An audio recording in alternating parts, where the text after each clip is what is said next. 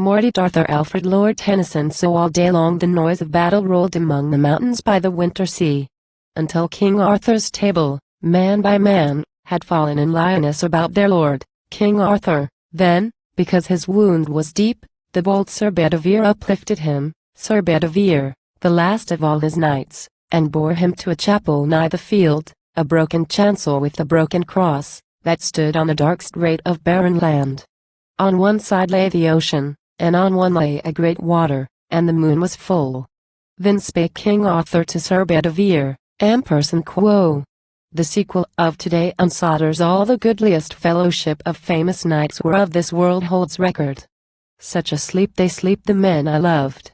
I think that we shall never more, at any future time, delight our souls with talk of knightly deeds, walking about the gardens and the halls of Camelot, as in the days that were.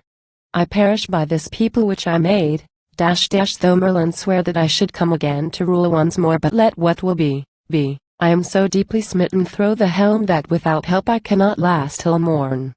Thou therefore take my brand Excalibur, which was my pride, for thou rememberest how in those old days, one summer noon, an arm rose up from out the bosom of the lake, clothed in white samite, mystic, wonderful, holding the sword, and how I rode across and took it, and have worn it, like a king, and, wheresoever I am sung or told in aftertime, this also shall be known. But now delay not, take Excalibur, and fling him far into the middle mere, watch what thou seest, and lightly bring me word.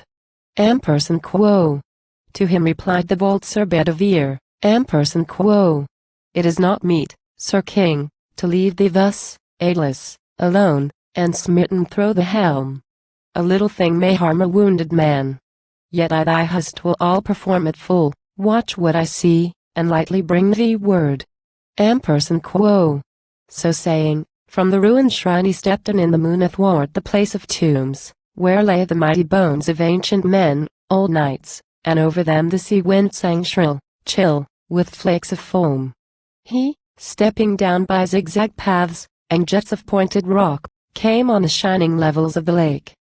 There drew he forth the brand Excalibur, and o'er him, drawing it, the winter moon, brightening the skirts of a long cloud, ran forth and sparkled keen with frost against the hilt, for all the half twinkled with diamond sparks, myriads of topaz lights, and jacinth work of subtlest jewelry. He gazed so long that both his eyes were dazzled, as he stood, this way and that dividing the swift mind, in act to throw, but at the last it seemed better to leave Excalibur concealed there in the many knotted water flags, that whistled stiff and dry about the marge. So strode he back slow to the wounded king. Then spake King Arthur to Sir Bedivere, Amperson quo. Hast thou performed my mission which I gave? What is it thou hast seen, or what hast heard? Amperson quo. An answer made the bold Sir Bedivere, Amperson quo. I heard the ripple washing in the reeds, and the wild water lapping on the crag. Amperson quo. To whom replied King Arthur, feigned and pale, Amperson quo. Thou hast betrayed thy nature and thy name, not rendering true answer, as beseemed thy fealty, nor like a noble knight, for sure a sign had followed, either hand, or voice, or else a motion of the mere. This is a shameful thing for men to lie. Yet now, I charge thee, quickly go again as thou art lieve and dear, and do the thing I bade thee, watch, and lightly bring me word. Amperson quo. Then went Sir Bedivere the second time across the ridge, and paced beside the mere, counting the dewy pebbles, fixed in thought. But when he saw the wonder of the hilt, how curiously and strangely chased, he smote his palms together, and he cried aloud, Amperson quo. And if indeed I cast the brand away, surely a precious thing, one worthy note, should thus be lost forever from the earth, which might have pleased the eyes of many men. What good should follow this, if this were done? What harm, undone? Deep harm to disobey, seeing obedience is the bond of rule. Were it well to obey then, if a king demand an act unprofitable, against himself? The king is sick, and knows not what he does.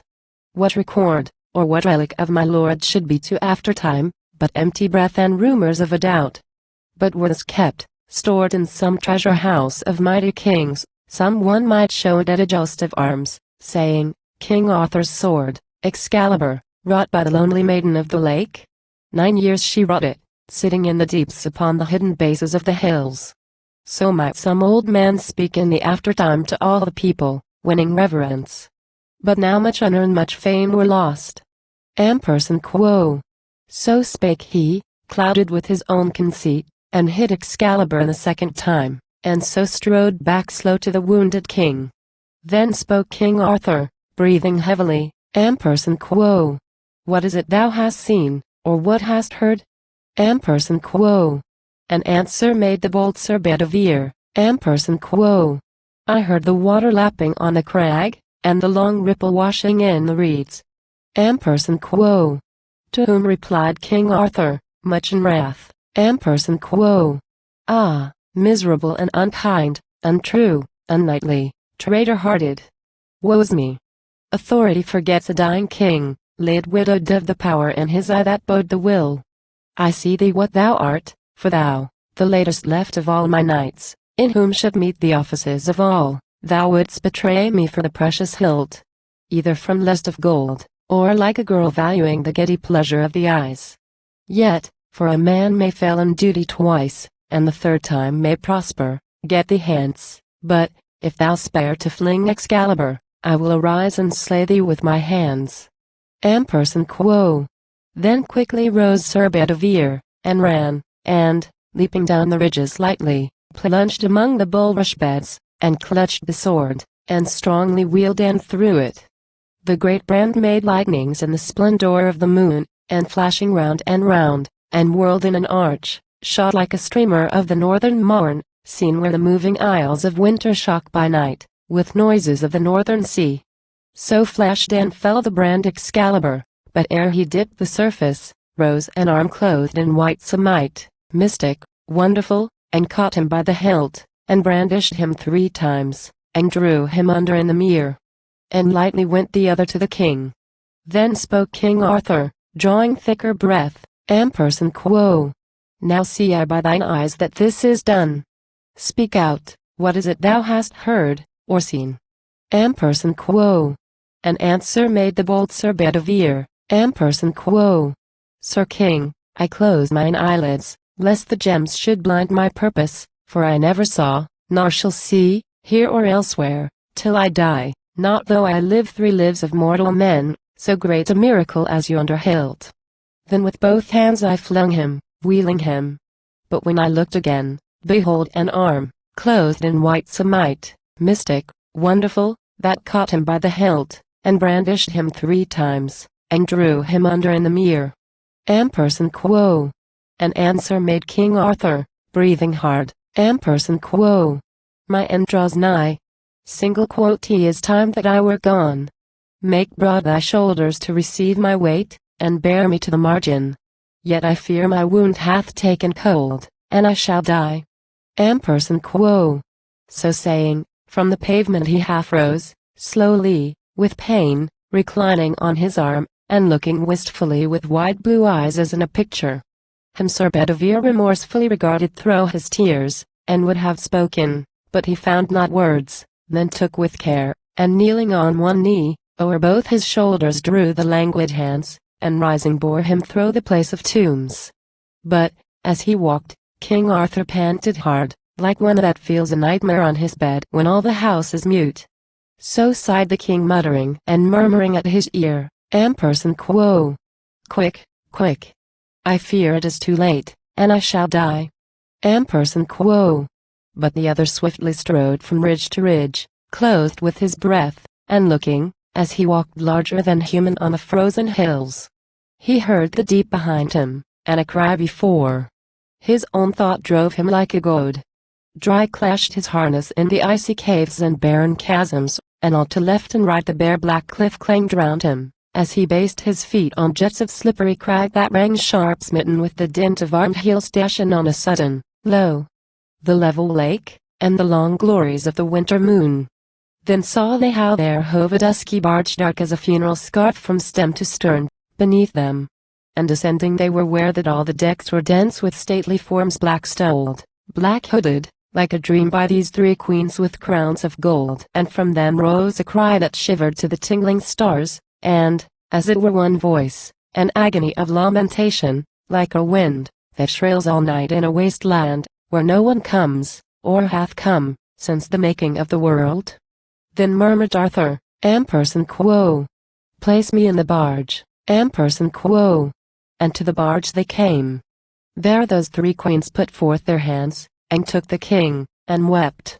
But she that rose the tallest of them all and fairest, laid his head upon her lap, and loosed the shattered cask, and chafed his hands, and called him by his name, complaining loud and dropping bitter tears against his brow striped with dark blood, for all his face was white and colourless, and like the withered moon smote by the fresh beam of the springing east, and all his greaves and cuisses dashed with drops of onset, and the light and lustrous curls ash that made his forehead like a rising sun high from the day's throne were parched with dust, or, clotted into points and hanging loose, mixed with the nightly growth that fringed his lips.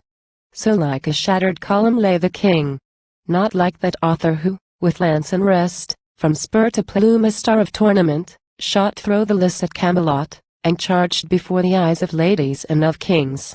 Then loudly cried the bold Sir Bedivere, ampersand quo. Ah! My lord Arthur, whither shall I go? Where shall I hide my forehead and my eyes? For now I see the true old times are dead, when every morning brought a noble chance, and every chance brought out a noble knight. Such times have been not since the light that led the holy elders with the gift of myrrh. But now the whole round table is dissolved which was an image of the mighty world. And I, the last, go forth companionless, and the days darken round me, and the years, among new men, strange faces, other minds. Ampersand quo.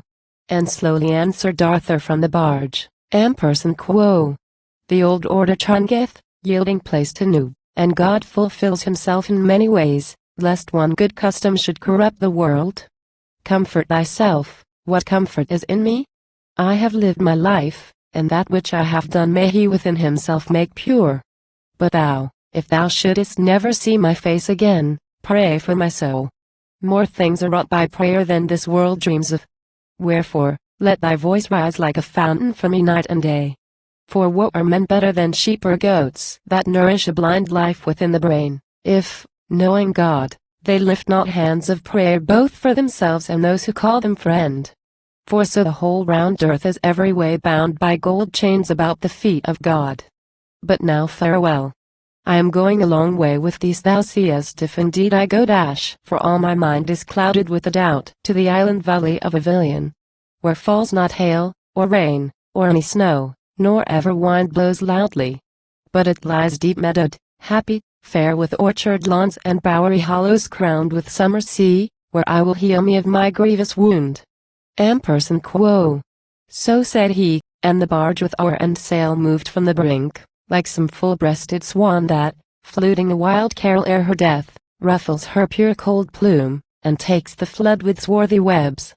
Long stood Sir Bedivere revolving many memories, till the whole looked one black dot against the verge of dawn, and on the mere the wailing died away.